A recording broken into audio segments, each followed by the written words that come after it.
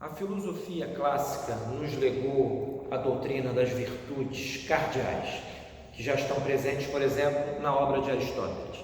Quais são as virtudes cardeais? Prudência, justiça, fortaleza e temperança. Estas virtudes, que são hábitos operativos bons, ou seja, são hábitos por meio dos quais uma pessoa alcança a excelência a que é chamada em sua vida, dada as potências que integram aquilo que chamamos alma, que é o princípio intrínseco de movimento do corpo, mas não apenas isto. Eu posso dizer, por exemplo, que esta caneta aqui é inanimada, ela não se move por princípios intrínsecos, e sim, para que ela se mova localmente é necessário que algo extrínseco a ela, no caso aqui a minha mão, a faça mover-se. Então, os entes animados são aqueles que se movimentam a partir de suas próprias potências, das potências que integram o seu ato de ser. Porém, numa escala imensa, que vai desde os animais unicelulares até o homem, o que nós vemos é uma gradação de perfeições. No caso humano, estas chamadas virtudes cardeais são aquilo que dão à sua alma, que é princípio intrínseco do movimento, não só do corpo, do ponto de vista físico, mas de quaisquer movimentos. Por exemplo, se eu conheço algo que antes não conhecia, isto se dá porque aconteceu um movimento na minha mente. Transitei da ignorância ao conhecimento, ou seja, o movimento é um trânsito da potência ao ato. Neste caso, um movimento imaterial da potência intelectiva.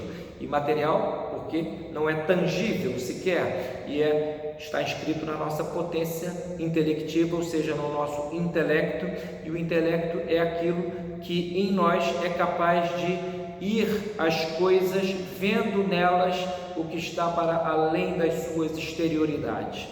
Pois muito bem, esta doutrina das virtudes, ela atravessa a história da filosofia e chega na Idade Média, com Santo Tomás de Aquino, a uma espécie de cume. Ele aplica a doutrina a que me refiro aqui, à alma humana, de uma maneira extraordinária, sobretudo na Suma Teológica, na prima secunda e na segunda secunda e da Suma Teológica, e nos dá aquilo que hoje se costuma chamar de psicologia, um estudo da alma, porém numa perspectiva metafísica. Eu trouxe aqui um trechinho de um artigo do professor Martim Echavarria, intitulado Os Vícios Opostos à Fortaleza, segundo Santo Tomás de Aquino.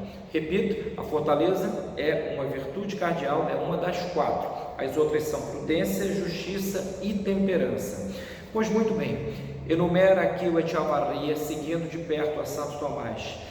A falta de temor, ou seja, a ausência de medo, o destemor, entendido como uma espécie de audácia existencial, que nada tem a ver com a coragem, porque a coragem, para sê-lo, precisa estar conformada pela virtude da prudência. O imprudente será temerário e não corajoso. Então, a falta de temor, que tem entre as suas origens a soberba, que é o amor desordenado da própria excelência. Essa falta de temor, ela resulta neste hábito, como eu disse aqui ainda há pouco, da audácia. A presunção é uma outra forma de a pessoa, é um outro vício contrário à virtude da fortaleza, porque a virtude da fortaleza, diga-se, ela não é no plano físico. Não estamos aqui a dizer de algo de uma pessoa forte fisicamente, e sim de uma pessoa forte psicologicamente e espiritualmente, e que, portanto, por isso mesmo é capaz de sofrer os reveses da vida, que são inerentes à condição humana, de maneira resistente. O forte tem uma resiliência, ele é capaz de não se desesperar por qualquer coisinha, ou mesmo por grandes coisas. Então, a presunção é outro vício oposto à virtude da fortaleza. O que é a presunção? Por exemplo, a presunção de saber.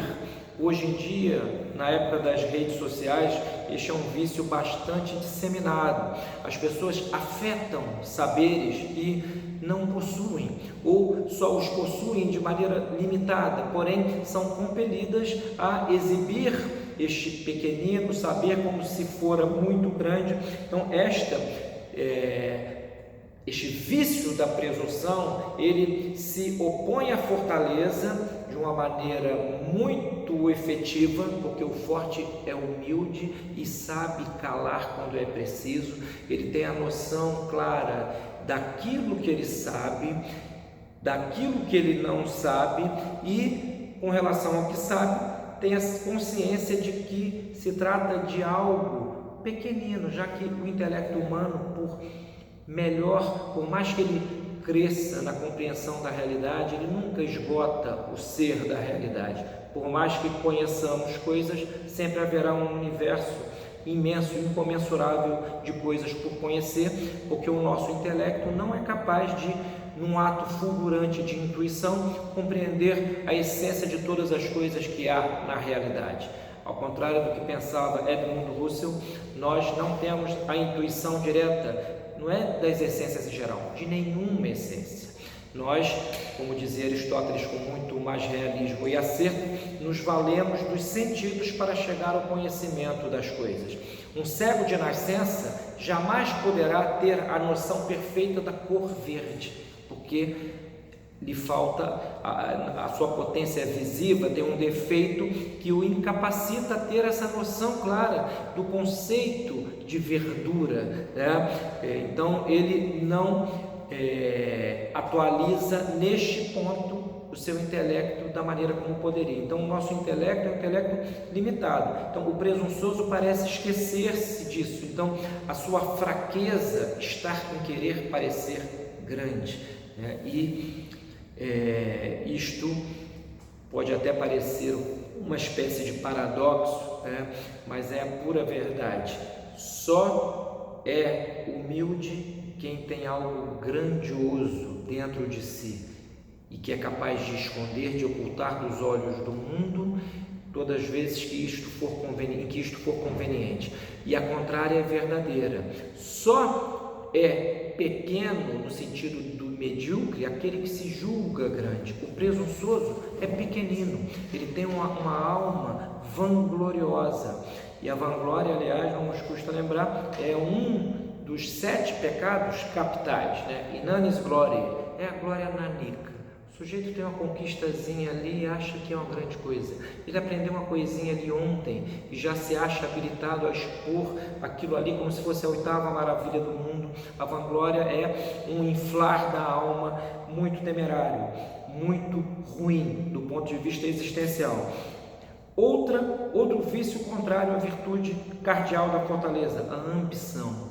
E aqui, Santo Tomás de Aquino não está a dizer da ambição natural.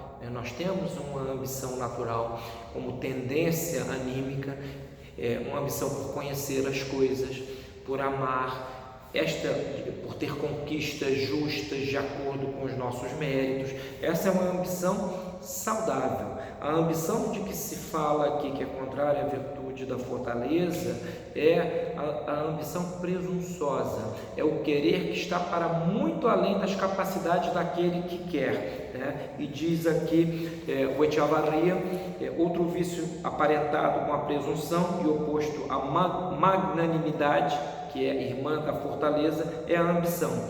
Este vício consiste em um apetite desordenado de honras, ou seja, o ambicioso quer ser honrado para além dos seus méritos, né? O vanglorioso também, eu falei ainda há pouco da vanglória como um dos 7 pecados capitais.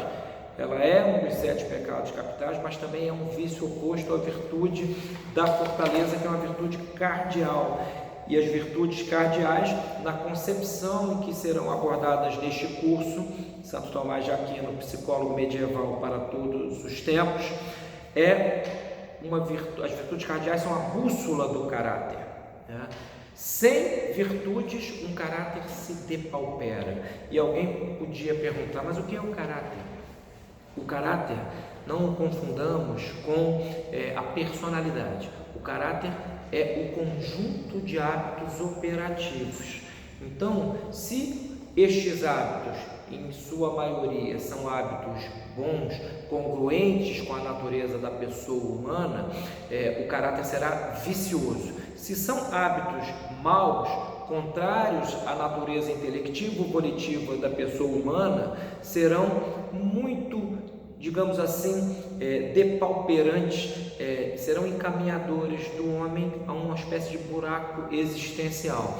Então, neste curso, o que será apresentado é uma verdadeira ontologia da alma de base aristotélico-tomista, e nesta ontologia eu vou procurar mostrar ao longo desses meses de aulas que o amor, aquilo que nós chamamos de amor, que é o êxodo da alma da pessoa que ama na direção das coisas ou das pessoas amadas, o amor é o modo próprio da sanidade psíquica.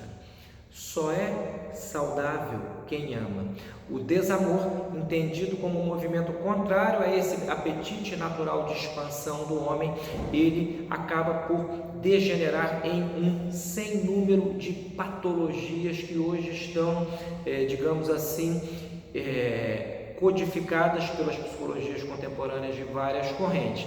Então, este vídeo aqui, eu aproveitei que vim à Universidade Veiga de Almeida, onde acontecerá o curso, e achei que era imperdível, não podia deixar de gravar algum curso para mostrar para vocês, dar uma pequenina amostra do que será esta iniciativa pedagógica. Sintam-se os do Rio de Janeiro convidados. Aqui a unidade da Veiga de Almeida fica na Barra da Tijuca, é um local maravilhoso. Em algum momento, se for possível, poderemos até fazer algo à moda peripatética e sair conversando pelo meio das árvores, e eu vou procurar apresentar parte das psicologias contemporâneas vigentes em contraposição a essa psicologia a qual podemos chamar clássica. Sintam-se convidados para este curso, não apenas os do Rio de Janeiro, as pessoas do Rio, como as de fora, já que será sempre um final de semana a cada mês. As pessoas podem vir, será sempre um sábado e um domingo, e aqui nesta região aqui há muitos lugares onde poderão pousar. Aquele abraço, gente.